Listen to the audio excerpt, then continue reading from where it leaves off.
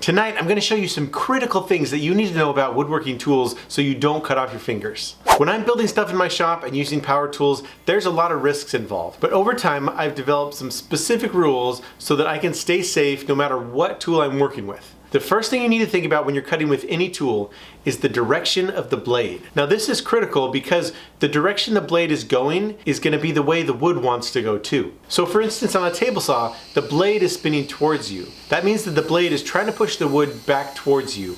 When you have a spinning blade up against a smooth fence, it makes the perfect recipe to launch a projectile. Because of that, on a table saw, it's critical that you hold the board down to the table. If it lifts up at all, there's a potential for kickback. And kickback is what happens when the blade picks up the wood and kicks it back at you. So anytime I'm trying to cut something on the table saw, I'm trying to push it down onto the table and up against the fence. Now if you take this principle and you apply it to another tool, let's say the miter saw. The blade on the miter saw is spinning towards the fence, so it's actually pulling boards into the fence. The key is to hold it tight up against that fence. As long as you're holding the board up against the fence on the back and down on the bottom, you shouldn't have any issues with it kicking up. For a bandsaw, the direction of the blade is down. It's pulling wood down, which means that you don't have to worry about it shooting something off to the side unless it gets pinched or trapped somehow. So when you're cutting, you can cut to a certain point, stop, and then back it out from there. Whereas you would not want to do that on the table saw because the likelihood of that kicking is really high.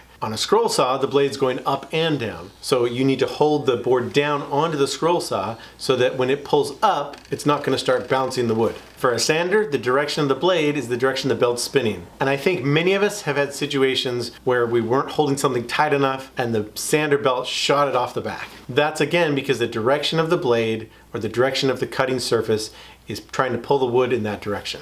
On a router, the blade's spinning counterclockwise, so it's always going to try to shoot stuff back the opposite direction. So you need to hold it firm with your hands and counteract that force as you're running it past your router. A drill press is rotating, and the most likely thing that could happen on a drill press is it would catch on something and spin. So you have to hold it down to prevent that rotation. When you do that, you counteract the spinning motion and you hold it down, so as you pull that drill bit out of the wood, it's not going to lift up the wood too. The next rule I want to talk about is the path of the blade. You have to think about where the blade's going to be cutting.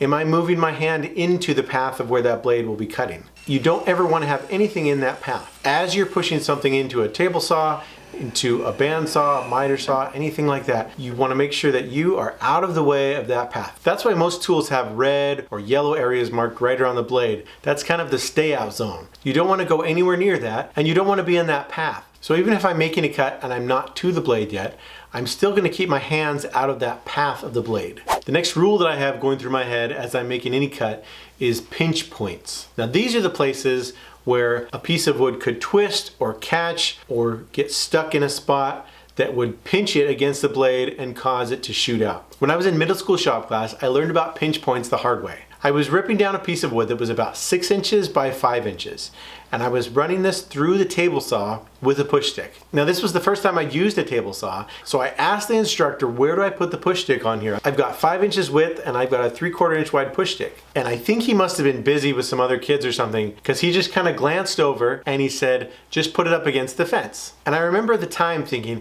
that doesn't seem like the best place to put it, but he's the teacher. So I put it up against the fence, I started pushing it through, and just as I made the cut and got through the blade on the other side, the whole piece of wood turned and pinched itself and caught into the blade, and in a matter of milliseconds, it took that board and it picked it up, turned it around, and came back and hit me right in the gut. Fortunately, my hands and everything were out of the way. The board I was cutting got all kinds of cuts and gouges on the bottom, but I was fine. I learned that day on that very first table saw cut exactly where to put that push stick. So I went and got another board, I put the push stick right in the center of that 5-inch span, and I cut it straight through, no problem. Since that point, I've never listened to a teacher ever again.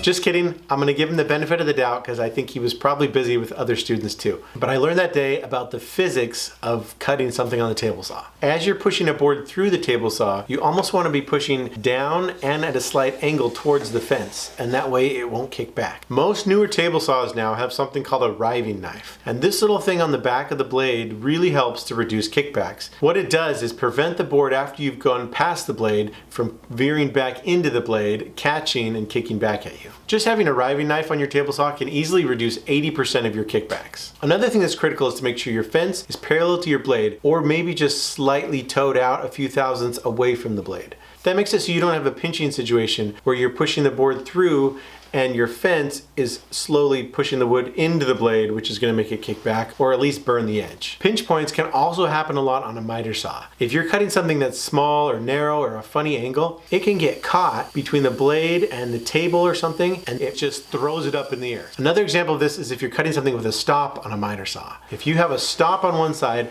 and a spinning blade on the other side, that's the same as the table saw with a fence. So you always want to hold onto the piece that's between the stop and the blade. Pinch points can also be very scary because the minute something gets pinched in that pinch point, usually something bad happens. I have had instances when I'm cutting a large piece of plywood on the table saw and for whatever reason it moves or twists and it causes the wood to pinch against the fence. Usually the plywood is big enough that it's not going to throw a whole sheet of plywood, but it will bind the blade up and you'll hear the motor straining and sometimes it'll just shut off. All those things are bad. So you have to really focus on those big sheets of plywood on keeping everything tight up against the fence during the entire cut, especially at the end.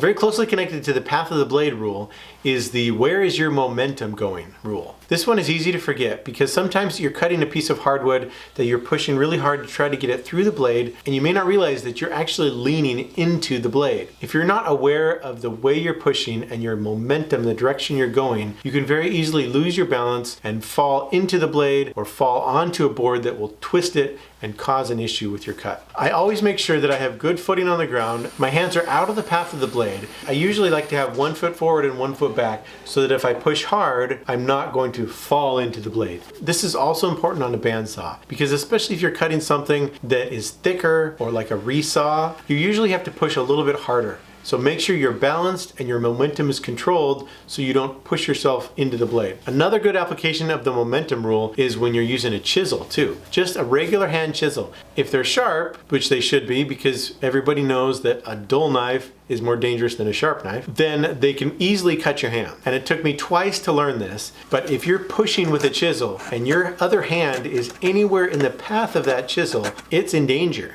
And I've got 2 scars to prove it. So now anytime I use a chisel, I'm thinking about where is my momentum going and where is my other hand.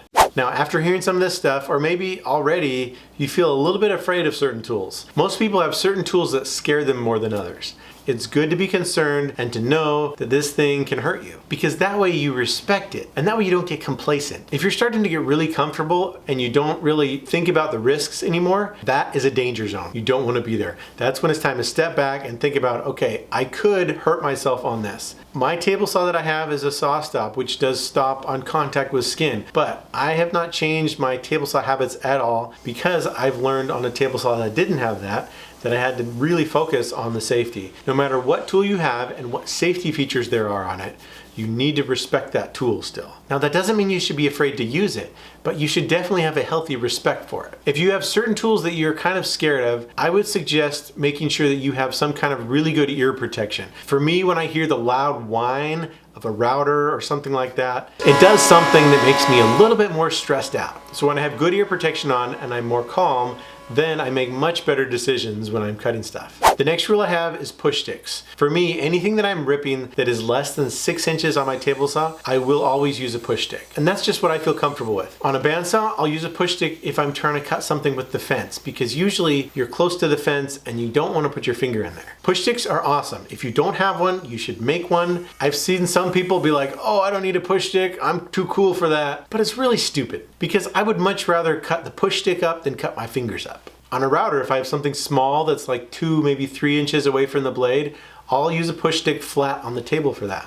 If you don't have push sticks and you don't have backup push sticks, make a push stick, buy a push stick, do something, but get a push stick. The next rule I have is plan for work support. Now what this means is if I'm going to be cutting a long board on my table saw, I don't have on my table saw an outfeed table to just catch the board and just rest it on there. Someday I might, but at this point I don't. If I have something long that I'm going to cut that let's say I don't want it to drop or don't want it to get dented, then I have a roller stand that I'll put out behind my table saw to catch it and hold it and support that. A lot of accidents on table saws happen when somebody is trying to hold something out farther than they should and they reach across and then you accidentally put your hand in the path of the blade. On something like a bandsaw or a router table, you may need to put a roller stand or some support on either side, depending on how your shop is set up. This will help us so you don't lose control of the board as you're getting to the end of the cut and you're barely supported on the table. It's worth thinking about these things before you start cutting so you don't get to the point where you're almost done with the cut and realize, oh, I don't have anything supporting that on the other side.